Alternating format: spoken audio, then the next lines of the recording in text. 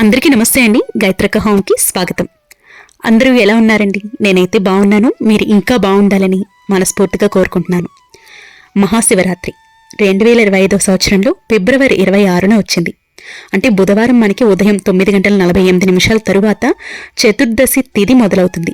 నిశ్చిత కాలం పూజా సమయం ఫిబ్రవరి 26న రాత్రి 12:03 నుండి 2:52 వరకు ఉందన్నమాట. అయితే ఈ శివరాత్రి మహాశివరాత్రి రోజున పూజ ఎలా చేసుకోవాలి, అలాగే పాటించవలసినటువంటి నియమాలు ఏమిటి, శివాభిషేకం ఏ సమయంలో చేయాలి, అలాగే ఉపవాసం ఎలా ఉండాలి, జాగరణ ఎలా చేయాలనేదంతా కూడా నేను నెక్స్ట్ వీడియోలో మీతో షేర్ చేసుకుంటున్నాను. ఈరోజు నేను చేసుకునే పనులతో పాటు అసలు ఏలినాటి శని ప్రభావం మన మీద ఎలా ఉంటుంది. మకర రాశి, మీలో ఎవరైనా మకర రాశి ఉంటే కమెంట్ సెక్షన్లో చెప్పండి. నాది కూడా మకర రాశి. మకర రాశి వారికి ఏలినాటి శని ప్రభావం ఉందండి. అసలు ఏలినాటి శని ప్రభావం ఉంటుందా? అది మన అపోహ. ఉంటే ఎలాంటి పరిస్థితులు మనం ఎదుర్కోవాల్సి ఉంటుంది? ఏలినాటి శని ప్రభావం ఉన్నవారు ఎలాంటి పరిహారాలు చేసుకుంటే మంచిది అంటే నా అనుభవపూర్వకంగా నేను ఈరోజు వ్లాగ్లో మీతో పంచుకోబోతున్నాను. వీడియోని ఎక్కడా కూడా స్కిప్ చేయకుండా చూడండి, మీకు డీటెయిల్గా అర్థమవుతుంది. ఏలినాటి శని అనగానే మనం ఎంతో ఇబ్బందులు పడిపోవాలి, కష్టాలు పడిపోవాలి, సమస్యలు ఎదురవుతాయి, ఆరోగ్యపరమైనటువంటి సమస్యలు ఎదురవుతాయి, మానసికంగా బాగోదు, ఇవన్నీ కూడా మనం అనుకున్నట్లే అవన్నీ కూడా ఉంటాయండి. చాలామంది అభిప్రాయం ప్రకారం ఏలినాటి శని ప్రభావం ఏమి ఉండదు, మన రాతలో ఎలా ఉంటే అలానే జరుగుతుంది, ఇలాంటి ప్రభావాలు ఏమీ ఉండవు అని ఇవన్నీ చాదస్తం మాటలు అని అనుకుంటూ ఉంటారండి.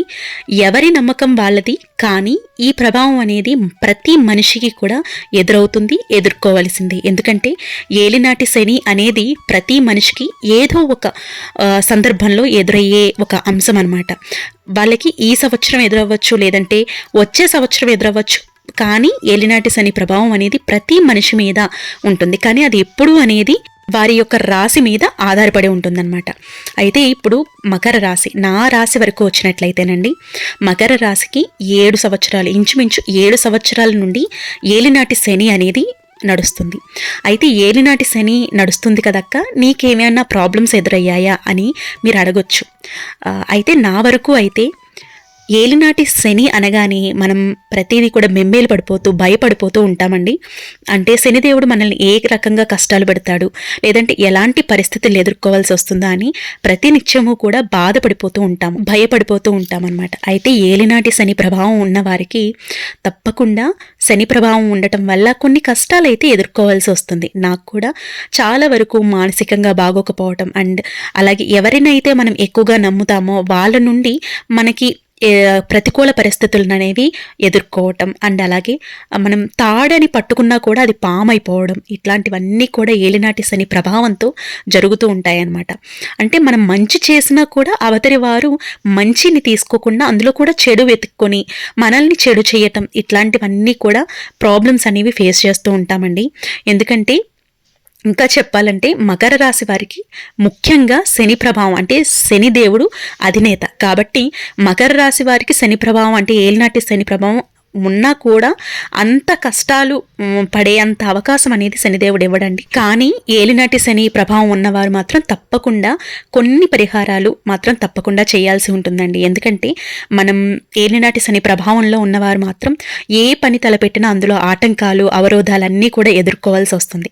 అలాగే ఏ పని కూడా చక్కగా స్మూత్గా వెళ్ళదన్నమాట. ఏదో ఒక అడ్డంకు, ఆటంకం, మనం ఎంత పర్ఫెక్ట్గా చేసినా, ఎంత మంచి పనిలో మనం ఎంత పర్ఫెక్ట్ చూపినా కూడా, ఎంత నిజాయితీగా ఉన్నా కూడా ఏదో ఒక అవరోధం అనేది తప్పకుండా ఎదురవుతుంది. ఇలా అవరోధాలు ఎదుర్కోకుండా స్వామివారి అంటే శనిదేవుడి యొక్క అనుగ్రహం మన మీద ఉండి, మనకి మన రాతలో ఉన్నది ఏది కూడా మనం తప్పించలేమండి. కానీ మనకి ఉన్నటువంటి సమస్యల్ని చాకచక్యంగా మనం ఎలా పరిష్కరించుకోగలము అనేది ఓన్లీ దేవుడి మీద నమ్మకం ఉంచి మన భక్తి, శ్రద్ధ, మనం చేసే పూజ మాత్రమే నిర్ణయిస్తుందట. కాబట్టి మన రాతలో ఉన్నది తప్పించలేం, కానీ మనం కష్టాన్ని అయితే ఎదుర్కోవాలి, తప్పదు. కానీ మన కష్టాన్ని ఎదుర్కోగలిగే శక్తి దేవుడు ప్రసాదించాల్సింది. కాబట్టి ఏలినాటి శని ప్రభావంతో ఉన్నవారు బాధపడకుండా ఎప్పుడు దైవనామస్మరణలో ఉండటం ముఖ్యమండి. ఎందుకంటే దేవుడి యొక్క కటాక్షం మన మీద ఉన్నట్లయితే ఎంత పెద్ద కష్టమైనా కూడా ఈజీగా ఎదుర్కొంటాం.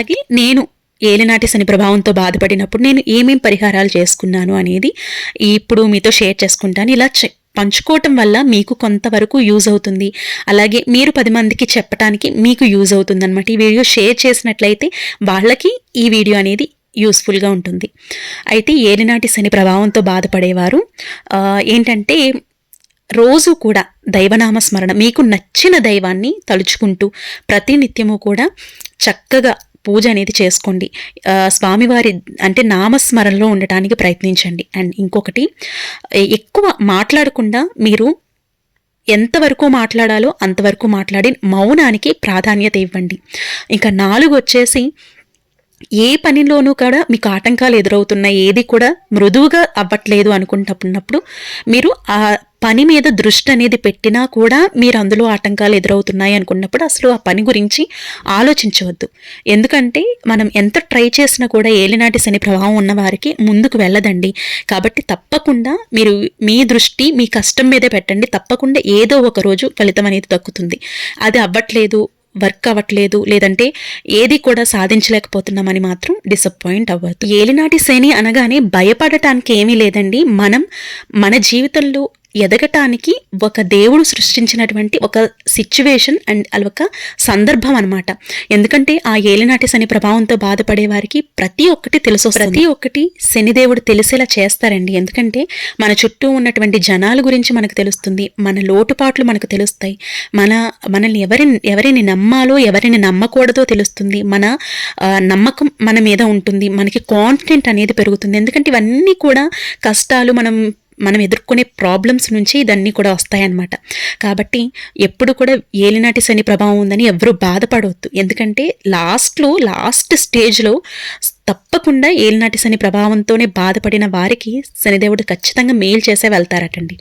ఇది కాబట్టి ఎవ్వరూ కూడా బాధపడొద్దు. అండ్ అలాగే రోజు కూడా దైవనామస్మరణ, అలాగే శనివారం రోజు వెంకటేశ్వర స్వామికి పూజ చేసుకోవటం, అలాగే నవగ్రహాల్ని దర్శించుకోవటం, అలాగే ఏలినాటి శని ప్రభావంతో బాధపడేవారు ప్రతి సోమవారం అలాగే శనివారం ఈ 2 రోజులు మాత్రం మట్టి ప్రమిదలో 5 ఒత్తుల దీపారాధన చేసుకోండి, చాలా మంచిది.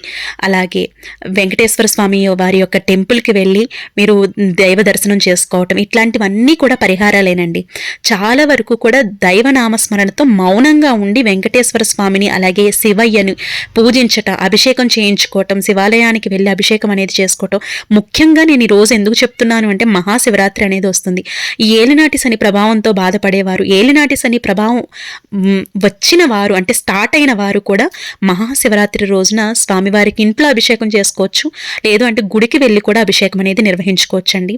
తప్పకుండా మనకి ఉన్నటువంటి ప్రాబ్లమ్స్ నుంచి ఖచ్చితంగా బయటపడతాము. అంతేకాకుండా ఏలినాటి శని ప్రభావం మన మీద అంతగా ఉండకుండా మన పూజలు అనేవి మనల్ని కాపాడతాయి. కాబట్టి తప్పకుండా ఏలినాటి శని ప్రభావం ఉన్నవారు నేను ఏవైతే చెప్పానో దైవనామస్మరణ, మౌనంగా ఉండటం, అలాగే మనం ఎప్పుడు కూడా నిత్య పూజ అనేది చేసుకోవటం, అలాగే స్వామివారికి శివయ్యకి అలాగే వెంకటేశ్వర స్వామి వారికి మట్టి ప్రమిదలో 5 ఒత్తుల దీపారాధన చేసుకోవటం చాలా మంచిది. బ్రహ్మముహూర్తంలో లేచి పూజ చేసుకున్నా కూడా ఎంతో మంచిదనమాట.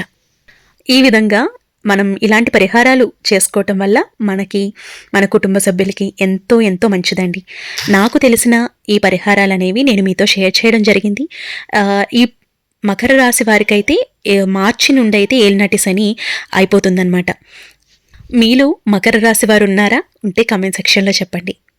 రేపటి ఒక మంచి వీడియోతో మళ్ళీ మీ ముందుకు వస్తానండి. అప్పటి వరకు నమస్తే, మీ గాయత్రక్క.